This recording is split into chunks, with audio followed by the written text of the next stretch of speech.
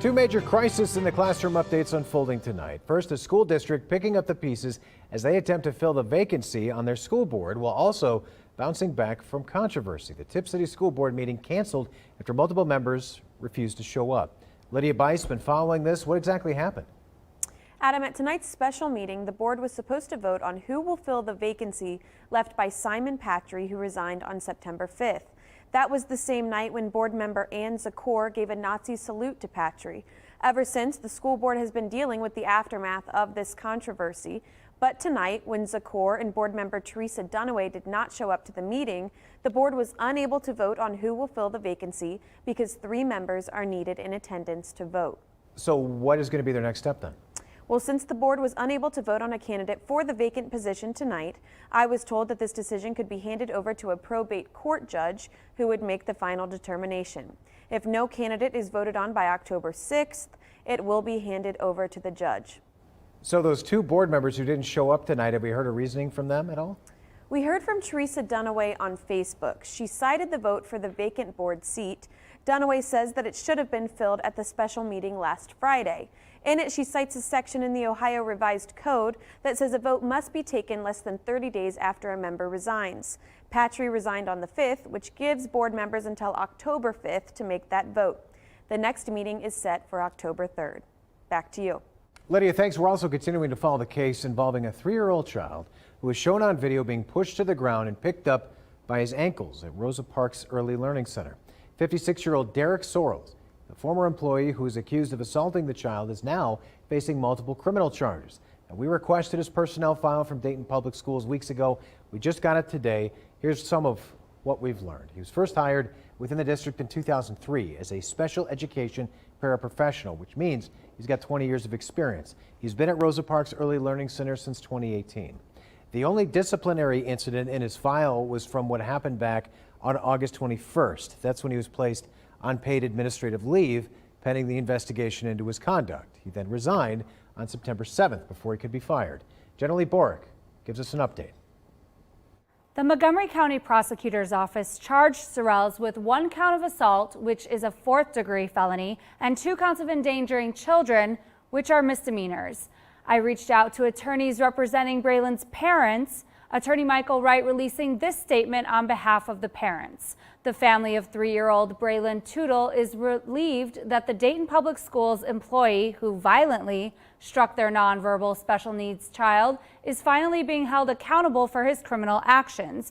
We will look at pursuing all available legal options to make sure that Dayton Public Schools will also be held to account for its role in hiring this individual, covering up his actions, and attempting to hide the truth from Braylon's parents.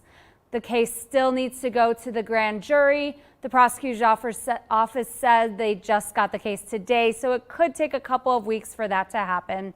Back to you. Well, the Montgomery County Prosecutor Matt Heck Jr. released this statement to us saying, quote, "The video of this incident is disturbing and difficult to watch. It has generated a lot of outrage both locally and nationally. Parents expect and deserve better from caretakers and should have confidence their children are safe from abuse when at school," end quote.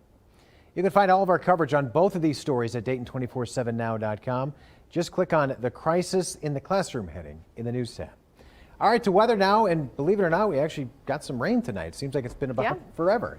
It has been about 2 weeks almost since we've seen measurable precipitation finally have some making its way through. Now, this is just one round of more that's going to be heading through over these next 24 to 48 hours.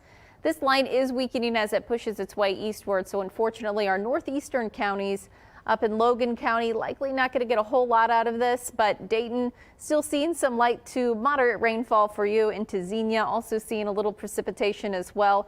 Further off to the north, this line is weakening, so Sydney, it's slowly scooting to your area, but likely only going to get a little bit of light rain from this. But as I mentioned, we have more on the way. Southern counties also getting some rain this evening too. We're in the 60s currently. We have 66 in Dayton, 65 in Troy, and then for the day tomorrow, temperatures are going to be in the upper 50s in the morning, 70s the afternoon with on and off showers and a few thunderstorms too. Natalie, thank you. A former Centerville officer has now pleaded guilty to a charge in connection to a 3-year-old boy shooting and killing himself with a handgun. Now, that boy shot himself on March 30th, died the next day. The gun used was loaded and found unsecured on a windowsill. Benjamin Bishop pleaded guilty to involuntary manslaughter in a Butler County courtroom today. He's scheduled to be sentenced in November. This man, 55-year-old Stephen Lentz, was arrested yesterday and is now being held without bond in the Shelby County Jail. Police say he contacted a boy through social media, brought him to his apartment where they stayed for 2 hours. He's being accused of unlawful sexual conduct with a minor. Lentz was released from prison just last year after serving nearly 20 years for similar offenses. Miami Township Police are investigating a drive-by shooting that took place this morning. Officers say it happened just after 8 this morning in the 6,000 block of Verde Drive. Now, approximately 90 shell casings from multiple weapons were found there. Luckily, nobody was hurt. Police say they're looking for at least 2 people. It's believed to be an isolated incident targeting the resident who lived there. Investigators are following possible leads right now. One of the 2 teens accused of being involved in last year's robbery of 2 Lyft drivers and the deadly shooting of one of them has pleaded not guilty. 16-year-old Tylen Peaks is being tried as an adult due to the seriousness of the charges. Bond is set at $1 million. He'll be electronically monitored if he gets out. Peaks will be back in court next Wednesday. Another teen, 15-year-old Detravon Mitchell, has also been charged as an adult. He faces 14 counts, including murder, aggravated robbery, and felonious assault. And there is yet another delay in the trial of former Franklin County Deputy Jason Mead.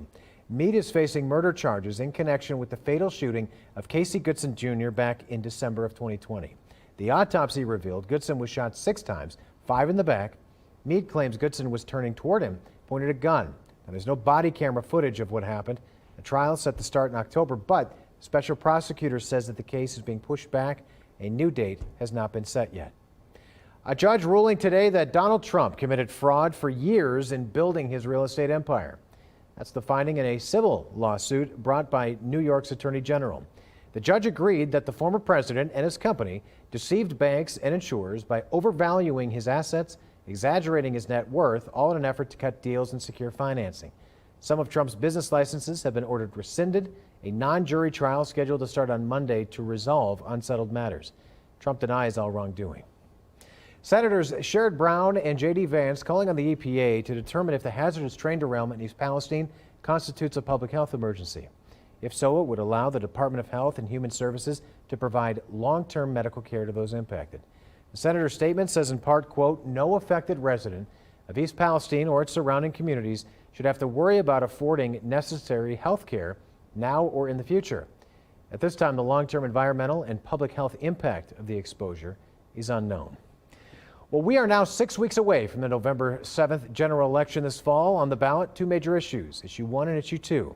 Issue 1 wants to enshrine a person's right to reproductive health care into the state constitution. That would legally protect the right to an abortion up to viability and access to contraception and fertility treatment. Issue 2 would legalize recreational marijuana in Ohio for anyone 21 and older and allow a 10% tax on sales. We spoke with the chair of the Ohio Democratic Party about what the issues mean for the state. We are working to prevent a total abortion ban from taking effect and protect Ohio women's freedom to make healthcare decisions for ourselves, our families, without any interference from politicians. So here's some important dates to keep in mind ahead of the election. Military and overseas absentee voting is already underway. Tuesday, October 10th, the last day to register to vote for the November election. Early in-person voting begins October 11th at the Board of Elections. So does absentee voting by mail. Election Day, November 7th, polls will be open that day from 6:30 a.m. to 7:30 p.m. You can visit online at voteohio.gov for more information about all this. You can also update your voter registration, request an absentee ballot, and get more information about important dates and ID requirements. The drama continuing over a possible government shutdown at the end of the month. The first step to a solution the Senate took today. Also, the president making history, why he says he joined the UAW strike picket lines. And tracking rainfall finally making its way through. How much more we're expecting, that's coming up.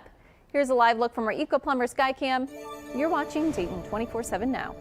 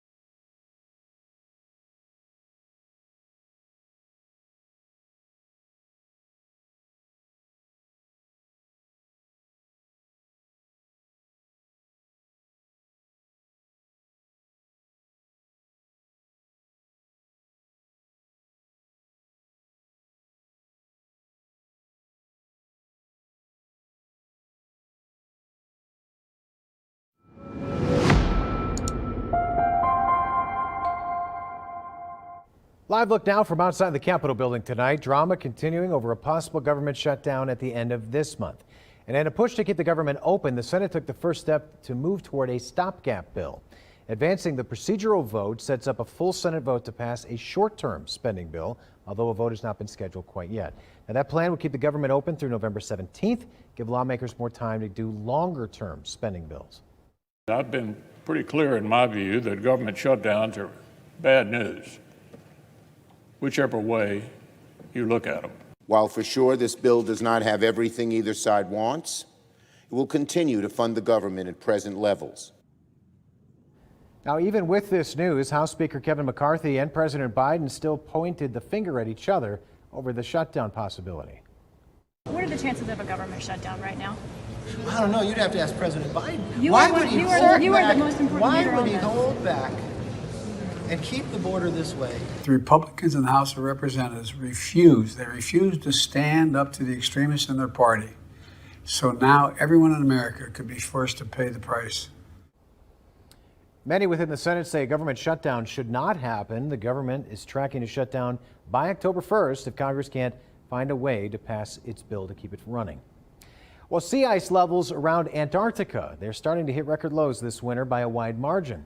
According to the U.S. National Snow and Ice Data Center, sea ice peaked earlier this month, covering 6.5 million square miles. That's the lowest winter maximum since satellite records began in 1979. It's more than 398,000 square miles below the previous record low set in 1986. All right, a live look tonight from our traffic cam in Troy. You can see the wet roads there. We got a little bit of rain that blew through here. Is any still coming, Natalie? Well, this round will be moving its way out, but then we have more on the way tomorrow. Scattered showers, some thunderstorms will be around, but much needed rain. Finally, measurable rain. It's been about 2 weeks since we've seen measurable rain in Dayton, and here you see it making its way through. This line is weakening as it makes its way northeastward, but we'll have more on the way. As you can see, this area of low pressure is going to be slowly scooting its way in, and as that happens, we'll keep those rain chances in the forecast. So a little quieter as you wake up tomorrow morning. Still can't rule out a shower, but by the afternoon, scattered showers and some rumbles of thunder possible. Can't even rule out a stronger storm. Overall threat is very low, but some gusty, maybe an isolated damaging wind gust or some hail can't be ruled out with this as it heads its way through. We'll continue to see a spot shower or two during the day on Thursday, but a lot of the rain will be during the day on Wednesday. And it won't be an all-day rain event either, but we'll keep those lingering showers during the day on Thursday as well. Stick with it, because you deserve the significant raise you need and other benefits. Let's get it! Let's get back what we lost, okay? Yeah! We say them, it's about time for them to step up for us. Thank you. President Biden making history in Michigan as the first sitting U.S. president to join a picket line. It's a show of support for members of the United Auto Workers Union. They're in their second week of striking against the big three automakers, asking for higher pay and better benefits. Presidents typically avoid getting involved in union disputes and taking a side because the negotiating parties are often engaged in litigation. It's also a fine line for Biden to walk, considering his administration's financial support for the auto industry's transition from gasoline-powered cars to electric vehicles. Auto workers say the transition threatens their jobs.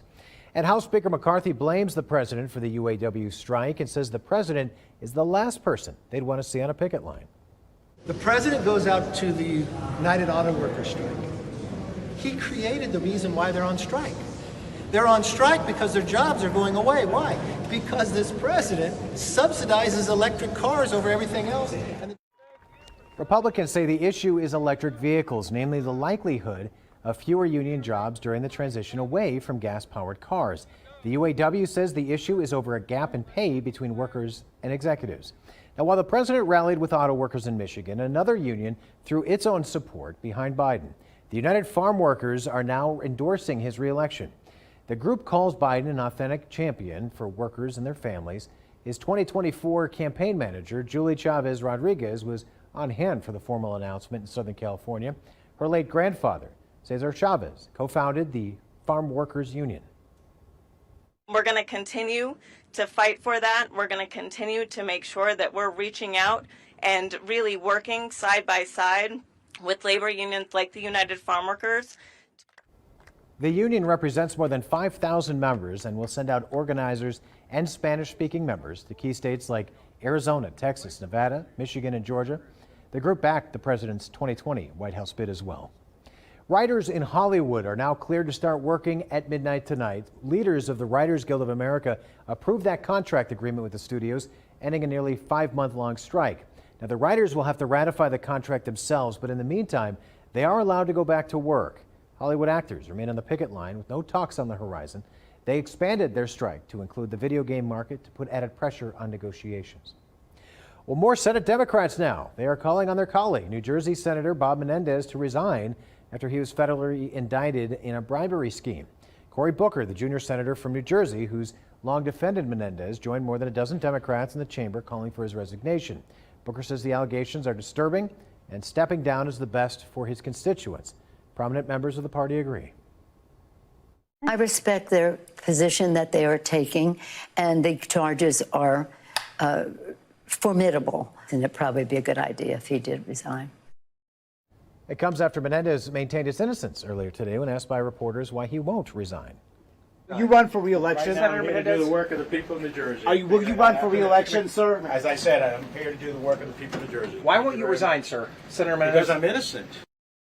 Some Democrats and Republicans caution against jumping to conclusions, saying jurors and New Jersey voters should decide his fate. Live look from Marika Plummer Skycam over Beaver Creek tonight. A wet evening. Let's see what the rest of the evening has in store for us. Yeah, we'll continue to see some showers through the rest of this evening, and then tomorrow, scattered rain and some storms. We have a very low risk for some stronger storms, maybe an isolated severe storm with some gusty to damaging winds or some large hail. But the main threat I do think is going to be south of our area, but south of I-70, we'll just stay weather aware during the day tomorrow. Otherwise, still expecting that much needed precipitation. Many of us are going to see at least 1/4 of an inch, likely around 1/2 an inch of rainfall once this is all said and done with, which would knock us out of the top 10 driest Septembers on record. Right now we're sitting at number 3, but we could see some localized higher totals during the day tomorrow and on Thursday, potentially some spots seeing more than an inch of rainfall out of this. I'll have a look at the 7-day and what we're expecting once that rain moves out coming up in a bit. Natalie, thank you. Well, we do have some sad news to share. We learned our former sports director, Don Brown, passed away yesterday morning. During his time here, he covered Reds, Bengals, Indy 500, as well as several high school and college tournaments and championships. Outside of the news, he hosted local segments of the Jerry Lewis Muscular Dystrophy Telethon, helping to raise millions for research to battle that disease. He was inducted into the Dayton Area Broadcasters Hall of Fame in 2019, and we'd love to send our condolences to the Brown family during this time.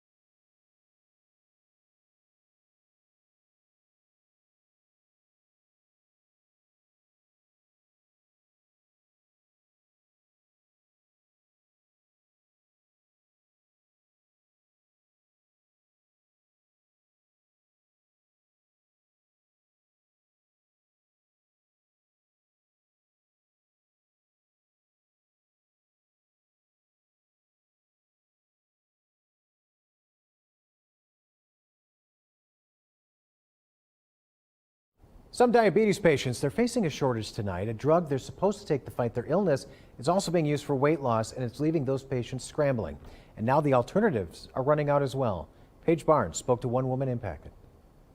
The surge for quick-fix weight loss drugs is leaving diabetics in the dust. Samantha Stevens has been taking Victoza for 5 years. Up until now, she's been able to get it, unlike some who rely on Ozempic.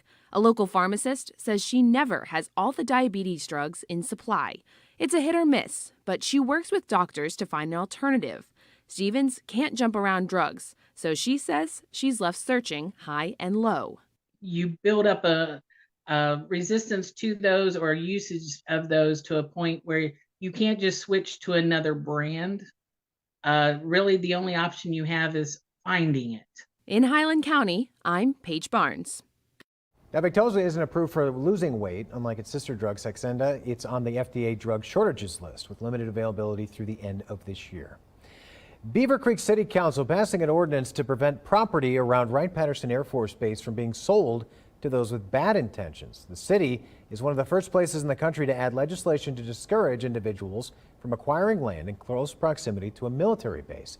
Now, as passed by a 23-22 vote, members on the council say this is a way to protect the security of the base itself, that more places close to bases should enact the same efforts. A story from our partners at the Dayton Business Journal now. Hobart Brothers LLC began a $5 million addition to its facility on North Kings Chapel Drive in Troy. The manufacturer of welding filler metals expects to nearly double its current manufacturing floor space.